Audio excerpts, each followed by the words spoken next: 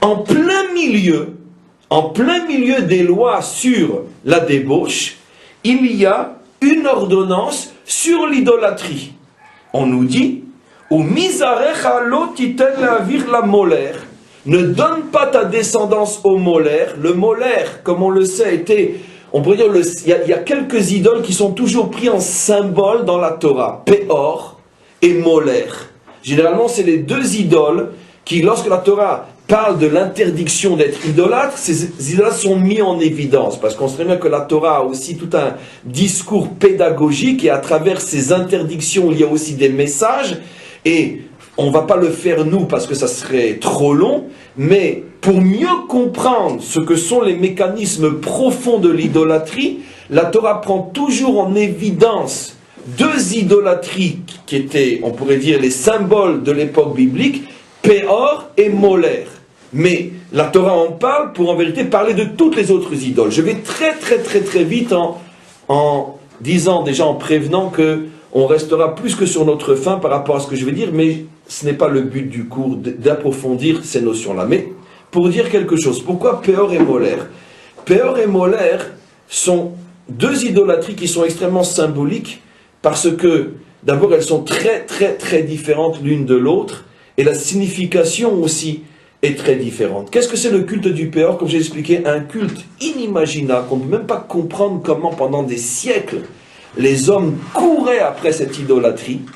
Ils couraient après au point que c'est devenu l'idolâtrie la plus importante, au point que Moshe Rabbeinu, notre maître, a été enterré, comme dit la Torah, en face d'un temple de cette idole-là Péor. Pourquoi, d'après la Kabbalah? Pour que la présence de sa tombe, qui dégage une telle sainteté, puisse, on pourrait dire, neutraliser, puisse affaiblir la puissance de cette idolâtrie qui se propageait dans le monde entier. Cette idolâtrie a duré pendant des siècles. Le monde entier était très friand de ce culte-là. Il consistait à quoi? Je vous l'ai déjà dit, c'est inimaginable, époustouflant. Il consistait à faire ses besoins. Si possible, on venait avec une diarrhée parce qu'on était félicité même par les prêtres de cette idole. Donc on faisait ses besoins devant une statue et après on prenait ses besoins à pleine main, on badigeonnait la statue et donc plus tu faisais une belle colique et plus tu étais récompensé et on te demandait de revenir la prochaine fois. Et c'est sûr que les constipés étaient humiliés dans ce genre d'idolâtrie. Parce qu'ils étaient pénalisés, parce qu'ils faisaient perdre leur temps à tout le monde qui avait la colique et qui devait se dépêcher de... Mais c'est incroyable. Mais qu'est-ce que vous voulez que je vous dise? Qu'est-ce que vous voulez que je vous dise? Maintenant, nous, ça nous choque parce que c'est impossible. Mais qu'est-ce qui nous choque? Ce qui nous choque, c'est que nous ne faisons pas l'effort de comprendre et traduire dans le langage de notre modernité le message de cette idolâtrie. Le message de cette idolâtrie, ça nous montre quoi? Qu'on peut rendre un culte à la miel. D'accord? Pour ne pas le dire, vous avez compris. On peut rendre un culte à la miel. Oui, les hommes sont fascinés par la miel. Alors, il suffit tout simplement de traduire selon le langage et les définitions de chaque génération ce qu'est la miel.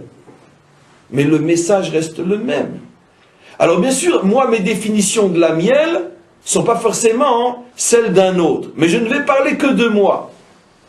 Peut-être la définition de la miel, c'est avoir une boucle d'oreille dans la langue ici, et dans ici, et ici, et ici, et je ne sais où, et peut-être où je pense aussi, etc., car on sait qu'ils en mettent là-bas aussi. Ça veut dire un comportement miélique, complètement. Ça veut dire que tu déshonores, tu humilies l'humain.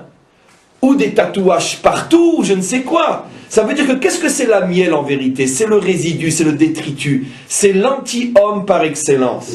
Et on voit que le culte de la transformation de l'homme en n'importe quoi est un culte qui marche. Plus c'est mielleux et plus ça marche. Vous savez combien coûte un jeans, soi-disant avec une marque, qui est déchiré au genou et qui est décoloré dans le derrière?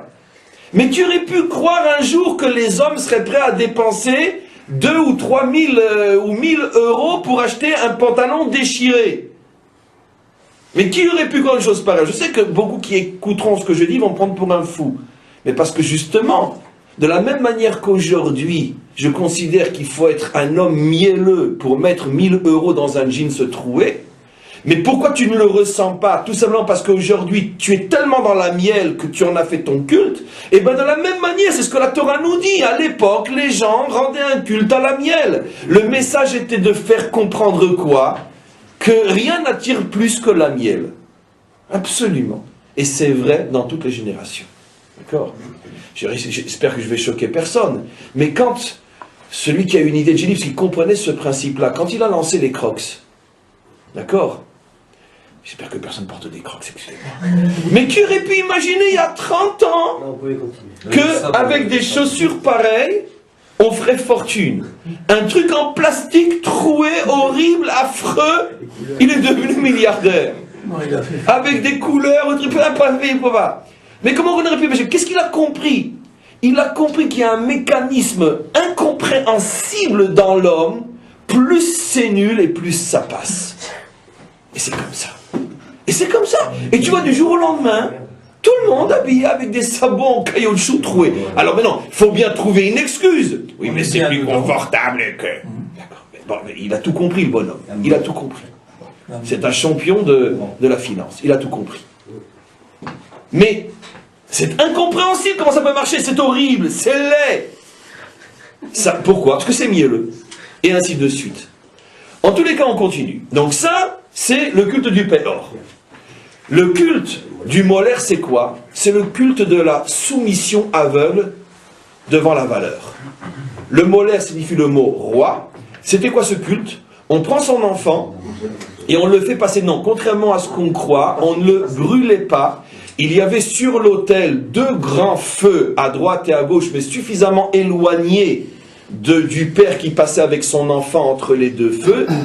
Et il passe avec son enfant entre les 2 feux, accompagné par les prêtres de cette idolâtrie, et c'était ça le culte. Quel était le message? Si l'idole me le demande, je suis prêt à donner mon enfant, à le sacrifier pour.